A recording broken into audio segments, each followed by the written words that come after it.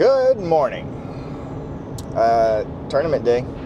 So, headed to Kerrville, Texas, Riverhill Country Club. And if Kerrville sounds familiar and you're not familiar with the Texas area, that is where they had the bad flash flood and a lot of people lost their life.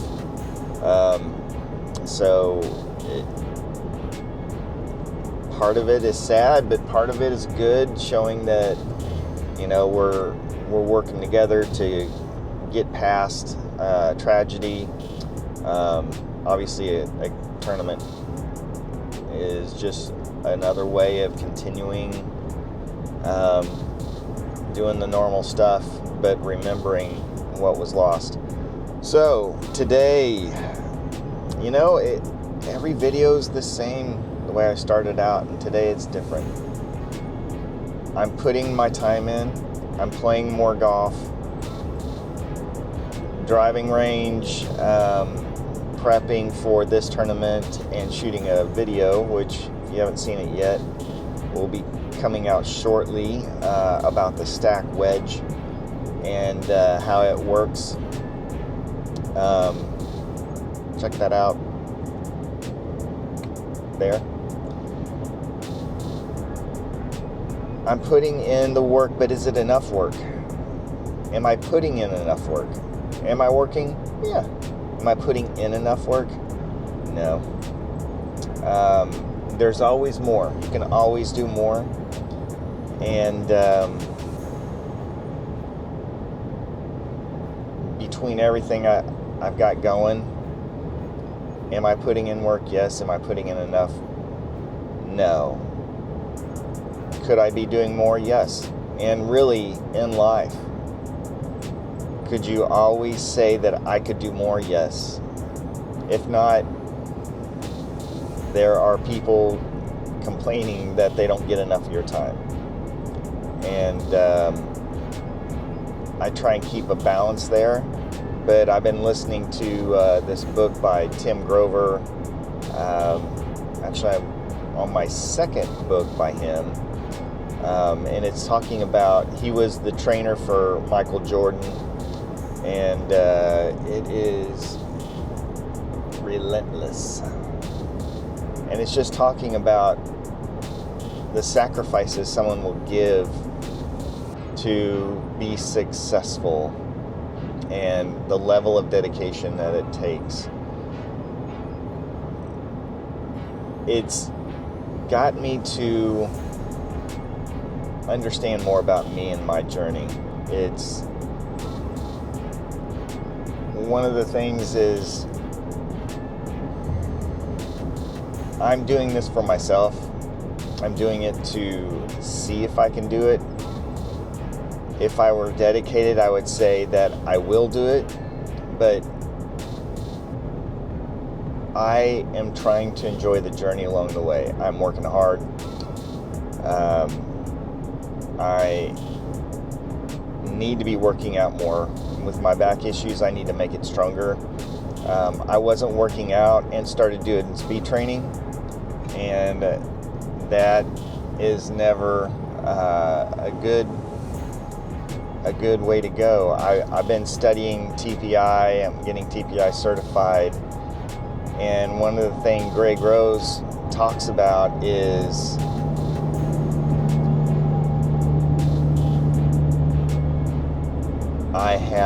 I'm driving a Ferrari. No. The engine's got to be big enough. So I'm driving a Pinto. I would hope it's more like a Tempo or maybe a Camry. But training with, an engine that's not strong, I am not a Ferrari. I need to build my frame stronger before I get more speed. I'm still speed training, but I'm not going at it, and I've probably dropped about, I've only dropped maybe 5-7 miles an hour, but I am, using an inversion table. I'm getting my back stronger. Again, you got to figure out, you know, what is important, and I've got a lot going on. I'm rambling. So today is Southern Texas PGA. I love being part of this organization, mostly because it truly is a bunch of the pros that teach pros. Some of them made a run for the tour. I play with guys that were on tour, and if you want to be better, surround yourself with people that are not just better, they're amazing. So you will see me talking about the Sticks Tour. That tour is full of phenomenal golfers, like lots of plus handicaps. So I'm hoping that I'm going to kind of friend some of them and do some interviews with them on their journey, on, you know, what it was like to chase the PGA Tour, if they still may be chasing. They played the PGA Americas Tour, so more to come on that. But today is, I'm just here to try and incorporate what I'm doing and what I'm focused on. My swing is a lot more sound than it used to be. Not as much movement, and that's actually something I learned with Greg Rose, and that is not as much movement, because one of my problems and one of my flaws was pointed out by one of my followers, Chad.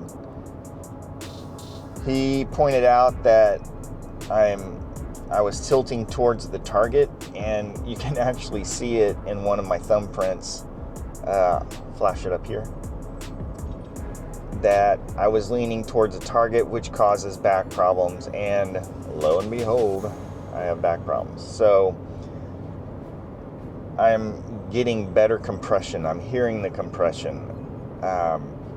Still a little wobbly off the tee box. I don't know what happened. That was my superpower, and now it's not my superpower. So today is just focused on making solid swings. The new swing is allowing me to hit it a little bit further. So today may be a little sloppy on distance, maybe hitting over the green, but I would rather be a little long. But I'm going to play it a little bit smart as far as missing in the right spot, whether that's short or long. I'm going to be trying to pay more attention to that. And just going out and playing golf. Yes, this is a qualifier for the Senior Texas Open, which would be amazing if I can play golf the way I know I can play golf.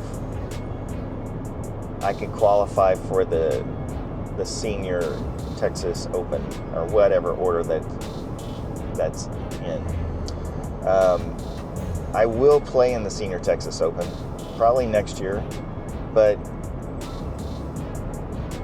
there's no reason it can't be this year. So I have this one today, and I think there's one more that I'm going to play in this year to give it a go.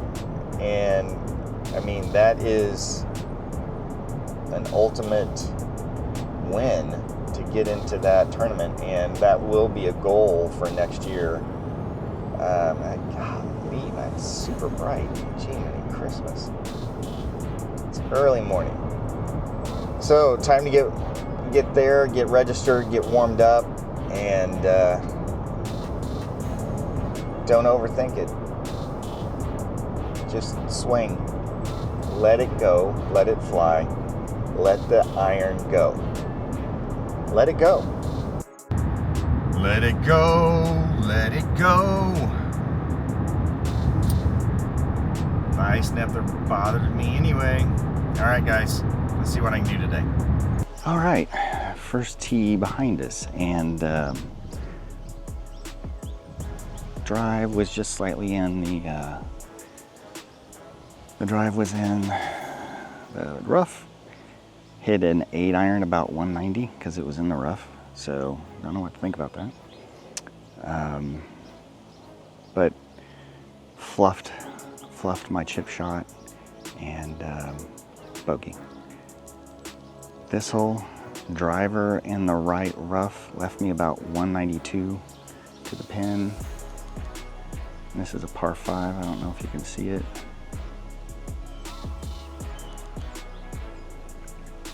So I should be able to get that 1 stroke back. So it's a good day. So after not getting a good vibe from the guy I was playing with, who was really cool, but super quiet, I wouldn't say he seemed annoyed by the whole idea of me doing videos. But the last thing I would want to do is annoy someone and then they say something to the guy that's running the competition. And then the next thing you know, they say something to me, they don't want me doing it anymore. So we're just gonna finish that here. And since it's nice and loud out here, thanks to Google Fiber guys at the end of the block, we're gonna go sit on the porch, have some water, rehydrate,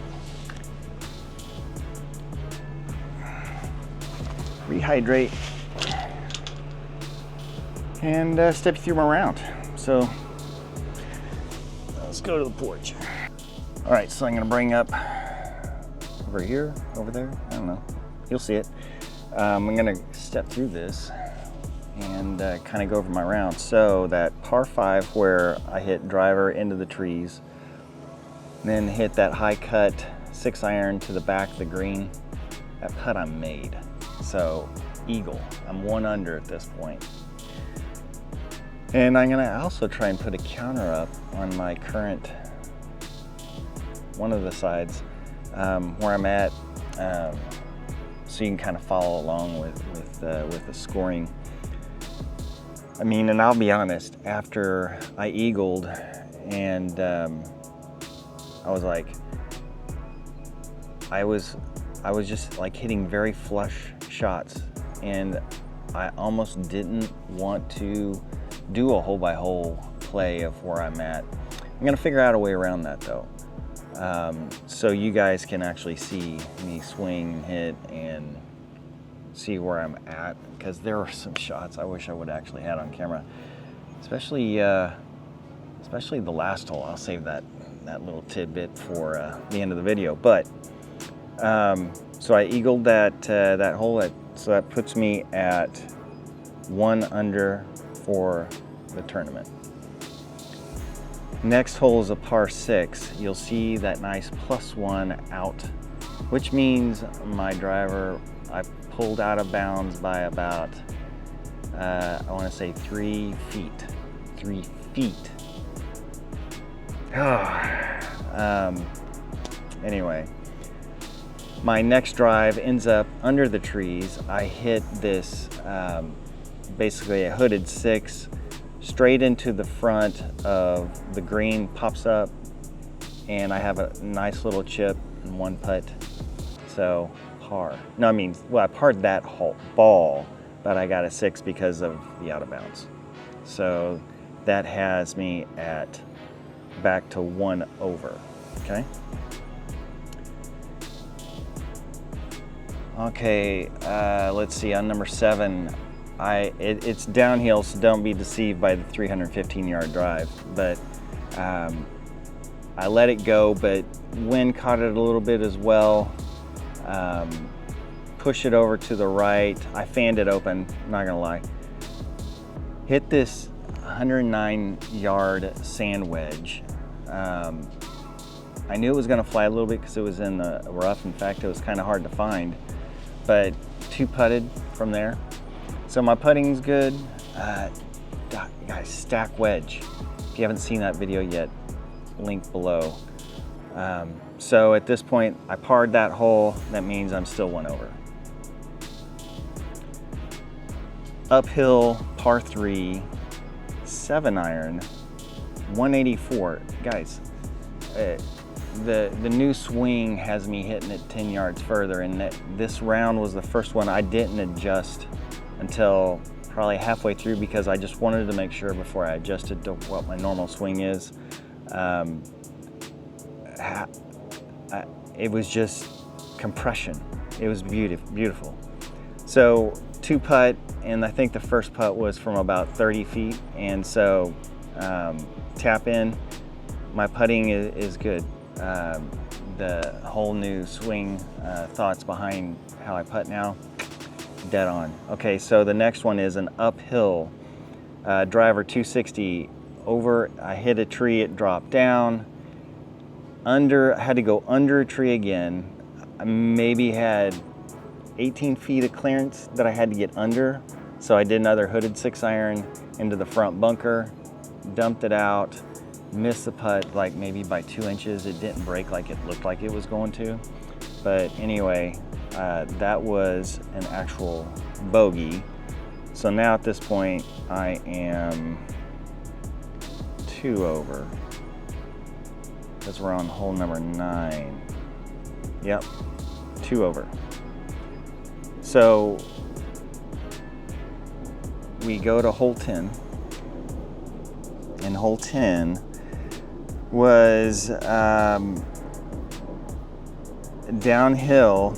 And if you look correctly, I'm in the fairway on the left side. So you see that cluster of trees kind of between the 2 fairways? Yeah, I hit one of those trees. Over in the other fairway, I'm out 165, wind into me. Maybe it was it 155? Okay, it was 155, wind into me.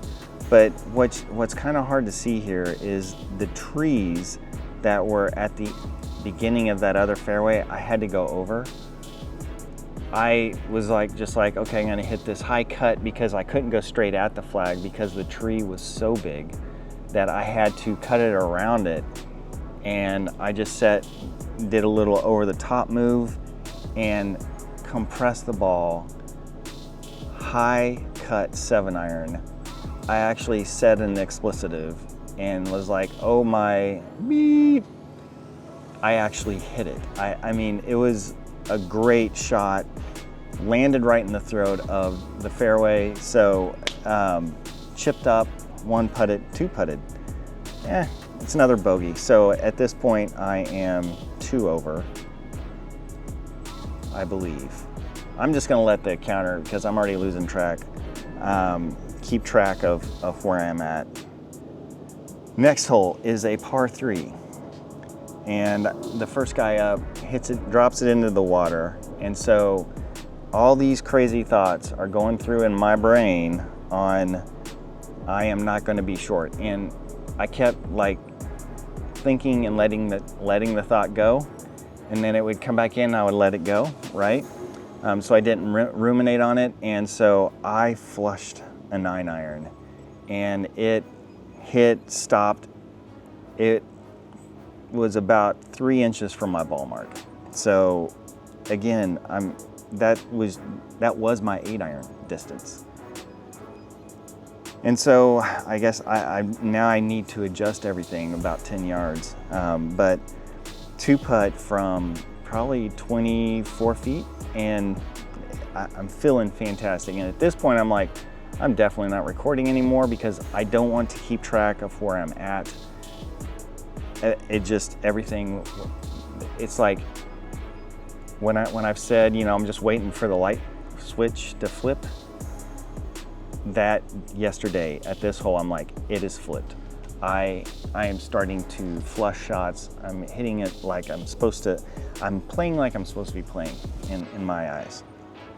But we go to the next hole, which is, and bad thing about this, it reveals what happens real quick if you scan through it with your eyes. Draw a 3 hybrid. I thought I was in the trees on the left, and I wasn't. I was dead set fairway. 9-iron in hand. It's the club I just flushed, and I just like chunk it into the ground, floats up and drops into the creek, and so frustrating.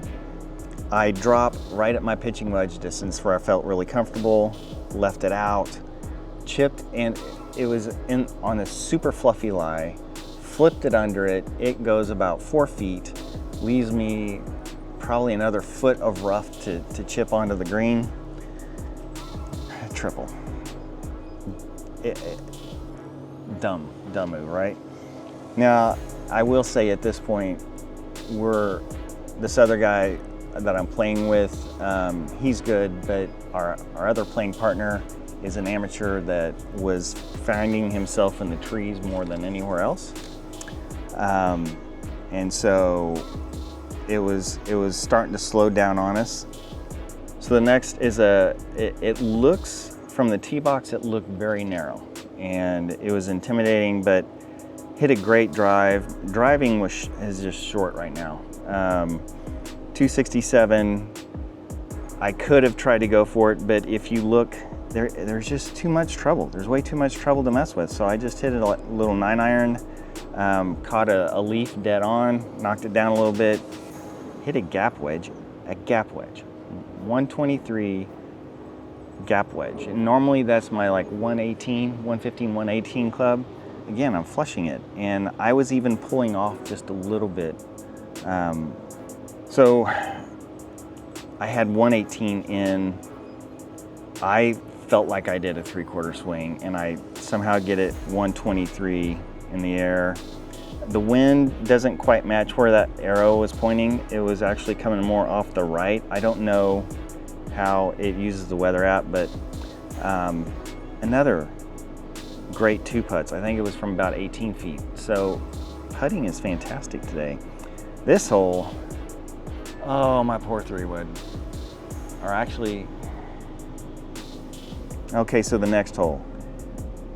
All I had to do was cut the edge flying over that tree right there. And what do? Drop my shoulder and put a nice little bruise on the top of my driver, and it's more of a scuff. It didn't dent it or anything, but it went sky high. It went straight, but it went sky high. And a hybrid 9-iron later, and the bad thing was I had a 9-iron from there. I should have went back to the cart, but I knew we were behind because at this point I didn't see the group in front of us. They were flying, and I knew we were getting slow. So I just punched a 9-iron up to the just short out, punched a 9-iron just into the rough in front of the green, chipped up, barely missed a putt. And so off to the next hole, at which point we were informed that we were now on the clock and we would be penalized. And I think we were 15 minutes behind. So me, being the golfing person I am, start freaking out. Like, I don't want to have anybody, have a bad day because of me. So I go into overdrive. I try and cut that corner and just catch a tree. So I hit it 258, getting hung up in the trees. Again, I punch a hooded 6-iron under the trees. And I mean, I maybe had about 8 feet in front of me, 10 feet, and just hit it too hard. Went over the back, chipped up, 2-putted, boom, bogey. So you can see where I'm at. So this is where the light switch that was flipped on. Am I flipping on the light switch? Flipping on. The light switch has been flipped. Anyway, it all of a sudden shuts the opposite direction. Because this next hole, a par 3. A par 3. Yes, that's right. That's a 6. Flush a pitching wedge. I have never hit a pitching wedge like this before. I thought it was short. No, it was over and in the back bunker, a pitching wedge, 147. That was my 130 club. The wind was coming across, so it may have blew it a little bit, but I'm like, how did I hit a pitching wedge where I did? It makes no sense. And I don't know if I necessarily agree with the guy that I was playing with, but he said it took me 4 to get out. I thought it took me 3 to get out, but I'm not gonna argue. At this point I was frustrated, so I took the 4 out of the bunker, and then so it was a 6, and then just trying to control myself. Frustrated beyond all belief, but the thing was, I let it go. Like, even after him saying, no, it took you 4 times to get out, and I'm like, God, did it? Because I only remember 3. Next hole, my app somehow skipped ahead to hole 18. And the line I took was not a good line. I lucked out because I pulled it around the corner. It hit trees and fell directly down, and it was laying against a cart path. You can barely see there. I thought I had lost it in the hazard. I've got the ball in my hand ready to drop. Find it laying against the curb. Drop, over the back again, chip up, 2-putt, and so another bogey. Still rushing, right? And so I'm putting out a turn, I'm trying to gain time, got one of the guys running the tournament watching us, and I'm like, okay, I'm hustling. Yes, a 97-yard 3-wood on the next hole, hole 18. All I had to do was draw it around this corner, and I was thinking I was going to draw it kind of right. If you look at the center of the screen, I was going to draw it around there, drop my shoulder again, sky it, and put a nice little mark on the top of my 3-wood. So, you know, I mean, if the driver's got a mark, why shouldn't the 3-wood have a mark? I don't know how my 3 hybrid went 246 yards, because it wasn't flush. And the weird thing is, I didn't know that's where the flag was. I was aiming for that flag. So I pulled it because I went straight at that flag. So from where I was at, I was going straight at that flag, pulled it a little bit, and so it goes to the left. And then about right as I get around the corner, I'm like, oh, I was going for my own flag. Huh, who knew? It helps to pay attention to your app. I still thought that anyway, right? I'm kind of under a tree, but not it didn't bother my shot, but flopped it over. I had 42 to the pin, and thanks to the Stack Wedge again, the wedging app, I was slightly short of it, but if it weren't for the wedging app, I would have actually been much shorter and in that bunker. However, I did chip up to about 3 feet, made the putt, or actually it was 2 feet, yeah. So I felt good about that. So I'm calmed down. I know going into the next hole, we're off the clock, but they still followed us for 2 more holes. Annoying.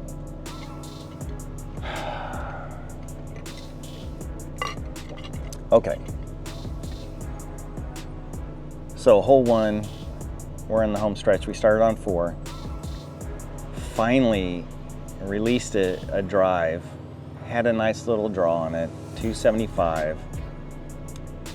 Had a nice little 84-yard shot. Hit it 74. It was about 42 feet. And left it about 4 feet to the left. It was a weird green to read. It was bent green grass. Love that. That's like what I'm used to putting on in Kansas City. But I didn't read it. I didn't read it very well. Looks like they had verticut it, but regardless, par. So I'm back.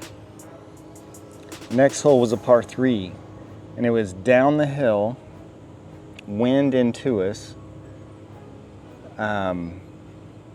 and the wind was coming into us, so I don't know if it was swirling or what, but I hit a knockdown 7-iron and landed it just short of the green, chip up 1 putt, another par. Back on the light switch is flipped, and we're back with the guy running the tournament still standing or in this cart in the shade watching us. This is what I talked about earlier. This was a doozy. So I don't know how it's possible this drive only went 241, but I am out 250. So does that add up? I was out 250, 40, yeah. I was at 252, slight downhill lie, and just smoke a 3-wood. I mean, because of the downhill, it kind of swooped up, or kind of like dipped down and then came up, and I mean, it was beaded line. It was on a beaded line, a line that was beaded. Or was it beaded, or was it just a straight line? Right at the flag. I'm like, oh my gosh, I think this is getting to the green, and I may have another chance at an eagle. Then I saw this cute little deer, and he's just kind of like eating some grass and chilling and looking around. All of a sudden, hits the deer's leg. Shoots left maybe about 10, 20 feet. Stops.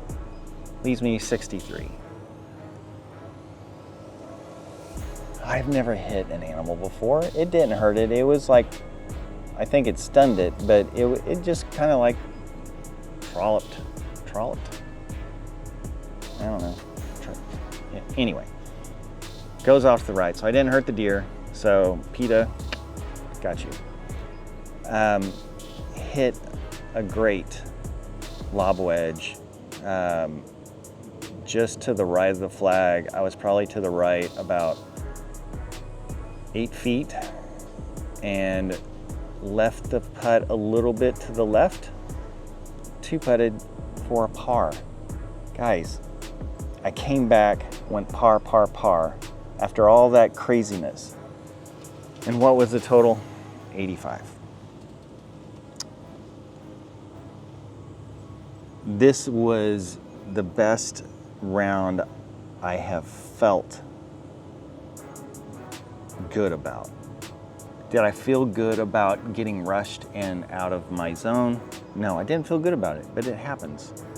So when you look at the strokes gained, negative 2.3 off the tee box, which is worse.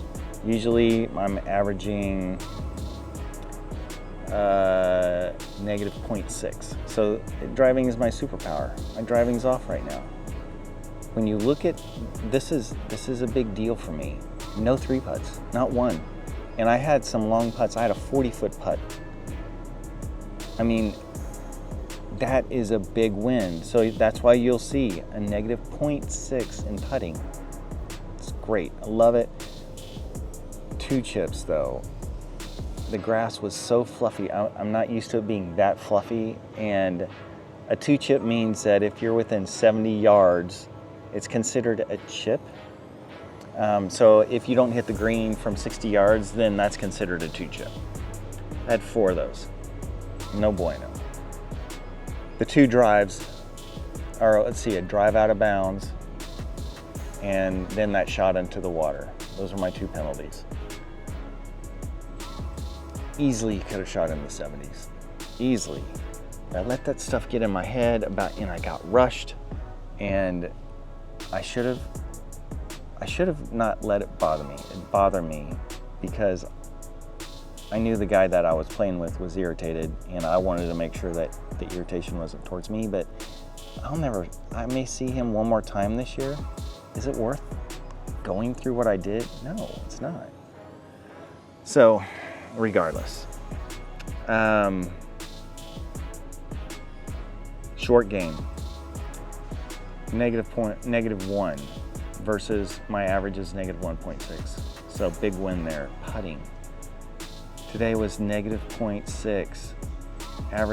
my normal average is negative 1.5. Normally I have several 3 putts. And look at that. I didn't even, I hold it on number 5 because of holding it and getting an eagle. Look at that, guys. Money. $148. So basically, I came out ahead in this tournament. Now, if you incorporate gas and then costs, I didn't. But that eagle, it was a glorious thing. I'm shocked that no one else eagled that, but that was a great hole for me. That 6-iron over the tree with a cut. I mean, there were some great shots. I'm telling you, it's 85 is I think one of the best rounds I've shot in a tournament this year. I know I've shot an 85 last year, but it's changing. The way I'm impacting the club, the compression, my driver, I need to get my driver back. I think I am not rotating completely with my hips, which makes sense, my back's hurt, but I'm losing some distance and consistency. It's not always left and it's not always right. Guys, thanks for following, thanks for listening to this whole thing about, I would like to be able to talk with the shots going on in the background. So I'm eventually going to get the hang of how this works. Obviously it's hard when you are the golfer and the video guy. A lot of my other YouTube brethren in the golf niche, they have someone shooting it for them and editing it too. So it's a lot of work, but it's, like I said, it's part of the journey. So guys, thanks for following. Thanks for listening. Big announcements coming later this summer.